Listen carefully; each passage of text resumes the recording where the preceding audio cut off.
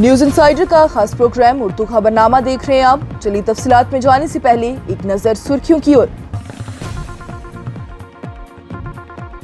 Gaza पर Israel ने एक बार फिर हमले किए जारी। इसराइली हमलों के निशाने पर स्कूल और सहाफी, फिजा में एक बार फिर छाया खौफ का माहौल। बड़गाम में ज़मनी इंतखाबात, मैदान हुआ गर्म। नेशनल कॉन्फ्रेंस और पीडीपी में सियासी दंगल तय। दोनों ही जमातों ने शिया रहनुमाओं के साथ मैदान में उतरने का बनाया मंसूबा।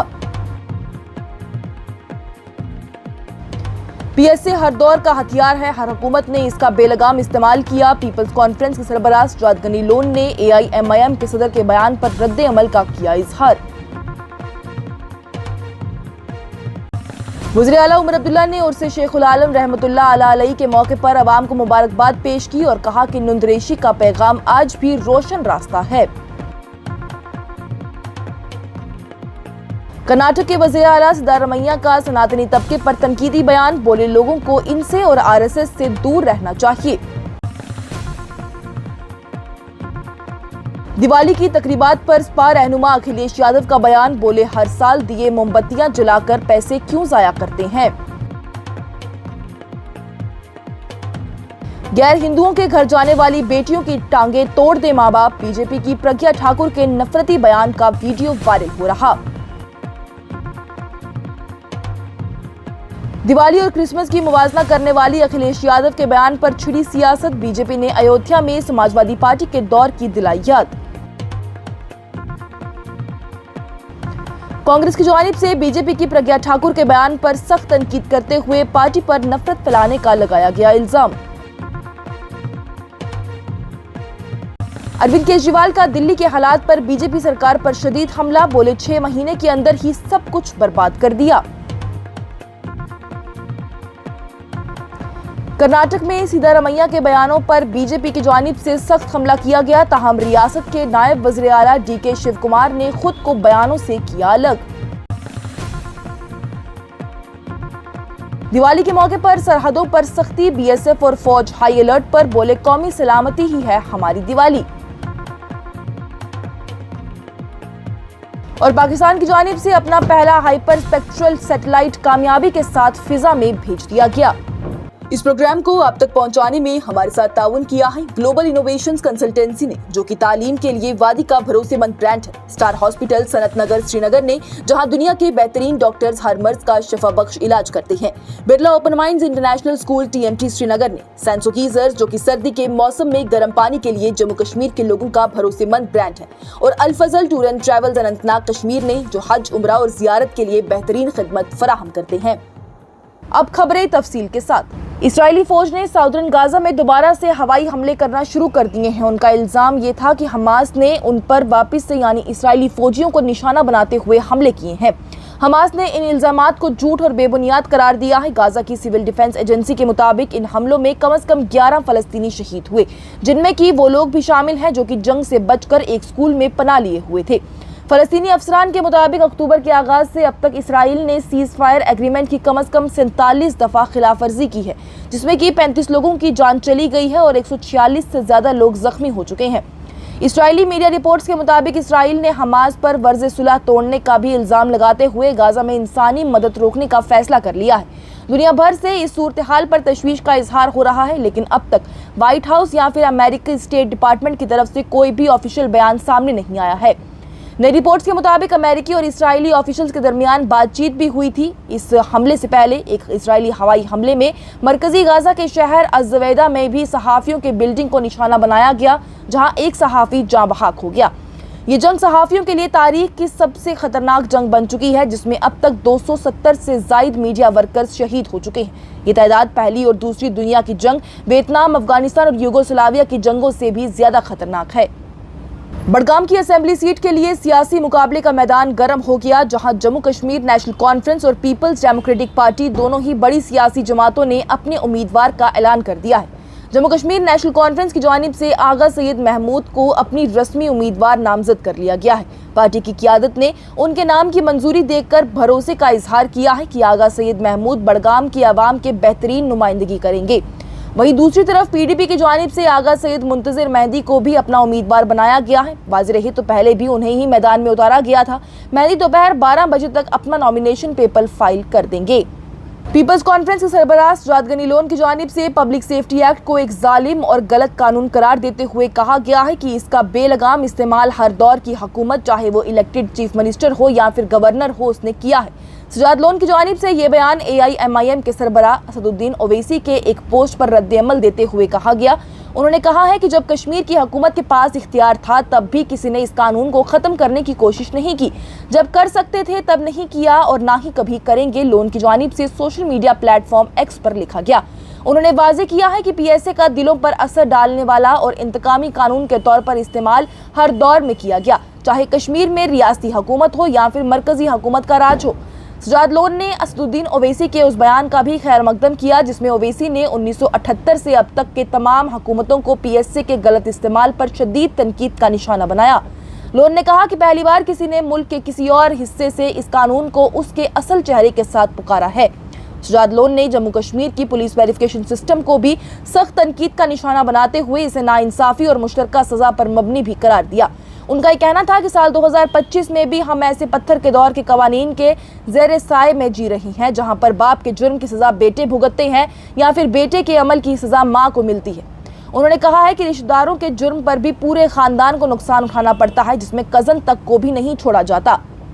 वज़ीर आला उमर अब्दुल्ला ने कश्मीर के अजीम बुजुर्ग शेखुल आलम रहमतुल्लाह अलैहि, जो कि शेख नूरुद्दीन नूरानी रहमतुल्लाह अलैहि और नुंद रेशी के नाम से भी मशहूर हैं, उनके सालाना उर्स के मौके पर अवाम को दिली मुबारक पेश की गई।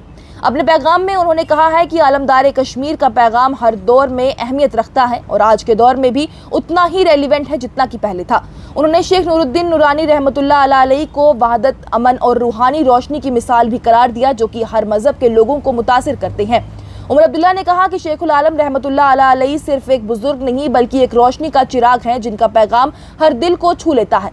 नुंद रेशी का दर्ज इंसानियत, सादगी और बर्दाश्त पर मबनी है, जो कि कश्मीर के मुश्तरका सकाफत की बुनियाद है। वज़ीर आला उमर अब्दुल्ला ने जम्मू और कश्मीर के लोगों के लिए अमन, तरक्की और खुशहाली की भी दुआ की और उन्हें शेखुल आलम रहमतुल्लाह अलैहि के रास्ते पर चलने यानी मेहरबानी, इखलाक और सादा जिंदगी अपनाने की नसीहत दी। कर्नाटक के वज़ीर आला सिद्धारमैया ने मैसूर यूनिवर्सिटी के सिल्वर जुबली के मौके पर एक बेबाक बयान दिया, जिसमें उन्होंने लोगों को दाएं बाजू की तंजीमों यानी राइट विंग की तंजीमें, खासकर के RSS से दूर रहने की हिदायत दी है। उनका कहना था कि सनातनी और ऑर्थोडॉक्स तबके समाजी तरक्की के रास्ते में रुकावट हैं और इनके साथ रिहायात लोगों को पीछे ले जाती हैं। उन्होंने एक वाक़े का हवाला दिया है जहां पर चीफ जस्टिस ऑफ इंडिया पर एक जूता उछाला गया था और कहा गया कि ये अमल एक सनातनी ने किया है, जो कि इस बात का सबूत है कि इन सोचों का असर अब भी मुआशरे में है। साथ ही उन्होंने दावा से कहा है कि RSS, गोलवालकर और सावरकर ने अम्बेडकर के आइन की मुखालफत की थी और आज भी आइन दुश्मन ही सोच को वो बरकरार रखते हैं। समाजवादी पार्टी के सरबराह अखिलेश यादव ने दिवाली के मौके पर हुकूमत के खर्च पर सवाल उठाते हुए कहा है कि हिंदुस्तान को चाहिए कि वो क्रिसमस के तर्ज पर रोशनियों के इंतजाम सीखे। उनका कहना था कि मैं भगवान राम के नाम पर एक मशवरा दूंगा। दुनिया भर में शहरों में क्रिसमस के मौके पर रोशनी होती है, वो भी महीनों तक। हमें भी उनसे कुछ सीखना चाहिए। हर साल दिए, मोमबत्तियां जलाकर पैसा क्यों जाया करते हैं। यह बयान उस वक्त आया है जबकि अयोध्या में तारीखी तौर पर 26 लाख से ज्यादा दिए जलाकर दिवाली मनाई जा रही है। हुकूमती अफसरान के मुताबिक 26,11,101 दिए राम की पेड़ी और 56 घाटों पर रोशन किए जा रहे हैं, जिससे कि अयोध्या की रूहानी और सकाफती शान को दिखाया जा रहा है। अखिलेश यादव ने इस मौके पर हुकूमत को निशाना बनाते हुए कहा कि इस हुकूमत से क्या उम्मीद रखनी है, इन्हें हटाना चाहिए, हम इससे बेहतर रोशनियां लेकर आएंगे। भोपाल की साबका MP और BJP के रहनुमा प्रज्ञा ठाकुर ने एक मजहबी तकरीब के दौरान ऐसा सख्त और मुतनाज़ा बयान दिया है जो कि अब वायरल हो रहा है। उन्होंने वालिदैन से कहा है कि अगर उनकी बेटियां उनकी बात ना माने और गैर हिंदुओं के घर जाएं तो उनकी टांगें तोड़ देनी चाहिए। उनका ये कहना है कि माँ बाप को अपनी औलाद को सजा देनी चाहिए ताकि वो बेहतर मुस्तकबिल पा सके। प्रज्ञा ने कहा है कि अगर हमारी बेटी हमें नहीं मानती है, गैर हिंदू के घर जाती है, तो उसकी टांगें तोड़ने में हिचकिचाना नहीं चाहिए। उन्होंने ये भी कहा है कि जो भी बच्चियां माँ बाप की बात नहीं मानती, बुजुर्गों का अदब नहीं करती, उन पर सख्ती बहुत जरूरी है। प्रज्ञा ठाकुर ने वालिदैन को मशवरा दिया है कि अगर जरूरत हो तो प्यार से समझाएं, डांटें या मार कर भी रोकें, मगर उन्हें घर से निकलने ना दें। ये बयान एक फेसबुक वीडियो में सामने आया है जो कि अब तेजी से सोशल मीडिया पर वायरल हो रहा है और इस पर मुखालफत भी सबकी तरफ से की जा रही है। अखिलेश यादव के दिवाली और क्रिसमस वाले बयान पर सियासत गर्म हो गई है। बीजेपी ने फौरन पलटवार करते हुए कहा कि अखिलेश को अयोध्या की चमक धमक से तकलीफ हो रही है। बीजेपी के कौमी तर्जुमान शहजाद पूनावाला की जानिब से कहा गया है कि अयोध्या समाजवादी पार्टी के दौर में अंधेरे में डूबा रहता था। उस वक्त राम भक्तों पर गोलियां चलाई गई थी। अब जबकि अयोध्या रोशन हो रहा है तो अखिलेश को मसला हो रहा है। ये यही लोग हैं जो कि सफाई में नाच गाना करते थे, मगर जब अयोध्या में दिवाली मनाई जा रही है तो इन्हें तकलीफ हो रही है। विश्व हिंदू परिषद के नेशनल स्पोक्सपर्सन विनोद बंसल की जानिब से भी अखिलेश यादव पर निशाना साधते हुए कहा गया है कि दिवाली के दिन ये आदमी क्रिसमस की तारीफ कर रहा है, कह रहा है कि दिए और मोमबत्तियां ना जलाओ। इनके दिल में दियों की रोशनी जलन पैदा कर रही है। ये वो शख्स है जो कि जिहादियों और तब्दील मजहब के गिरोहों का हमदर्द कहलाता है। दिवाली तो तब भी मनाई जाती थी जब क्रिश्चियनिटी का वजूद भी नहीं था। अब ये दिवाली के दिन क्रिसमस का पैगाम दे रहा है। अखिलेश कब अपनी सनातन विरोधी सोच से बाहर निकलेगा? प्रज्ञा ठाकुर के बयान पर कांग्रेस ने सख्त रिएक्शन दिया है और बीजेपी पर नफरत फैलाने का इल्जाम भी लगाया है। कांग्रेस के तर्जुमान भूपेंद्र गुप्ता की जानिब से कहा गया कि मध्य प्रदेश में सिर्फ 7 मामलात में तब्दील मजहब के केस में सजा हुई है, फिर भी इतनी अफरा तफरी और नफरत क्यों फैलाई जा रही है। उनका ये कहना था कि प्रज्ञा ठाकुर का बयान सिर्फ और सिर्फ मुआशरे में तफरीक, डर और नफरत को बढ़ावा देने के लिए है।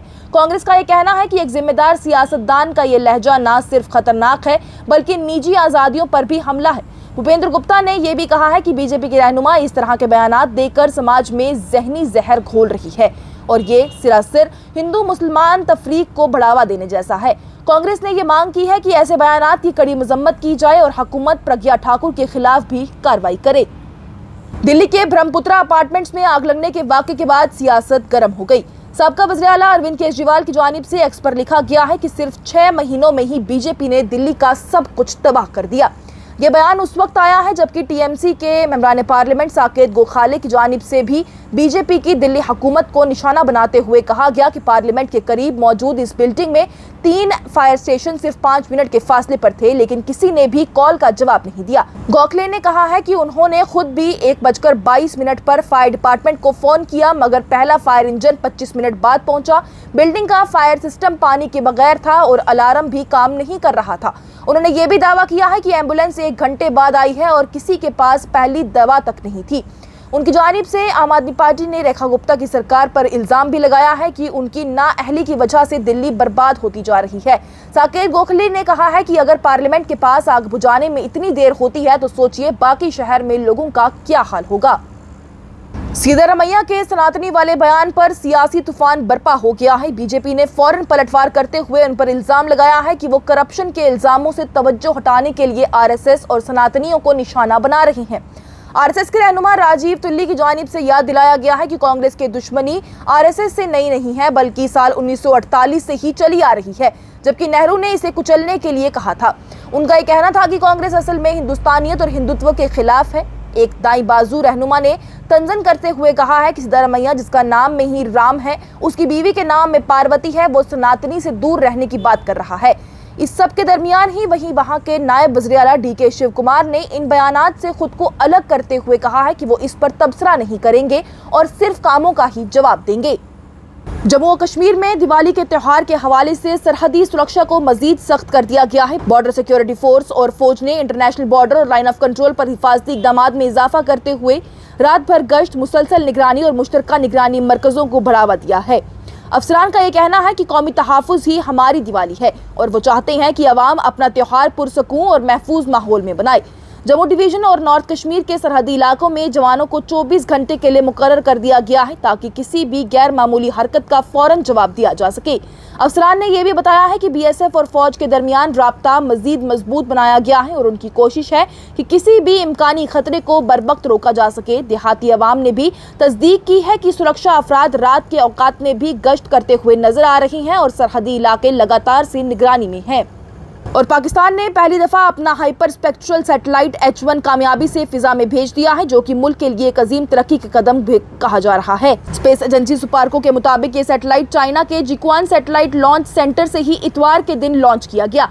पाकिस्तान की मकामी मीडिया के मुताबिक ये सैटेलाइट खासतौर पर जमीन के ऊपर की तफसीलात को बहुत गहराई से देखने की सलाहियत रखता है, जो कि आम सैटेलाइट नहीं कर सकता। उनका यह भी कहना है कि इस टेक्नोलॉजी से अब पाकिस्तान फसलों की क्वालिटी, पानी के जराए और कुदरती आफत के नुकसान का तज्जिया बेहतरी से कर सकेगा।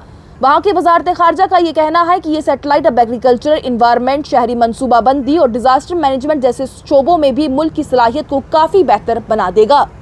इसके साथ ही उर्दू खबरनामा हुआ इख्तिताम पजीर। दीजिए इजाजत। लेटेस्ट अपडेट्स के लिए देखते रहिए न्यूज इंसाइडर 24/7।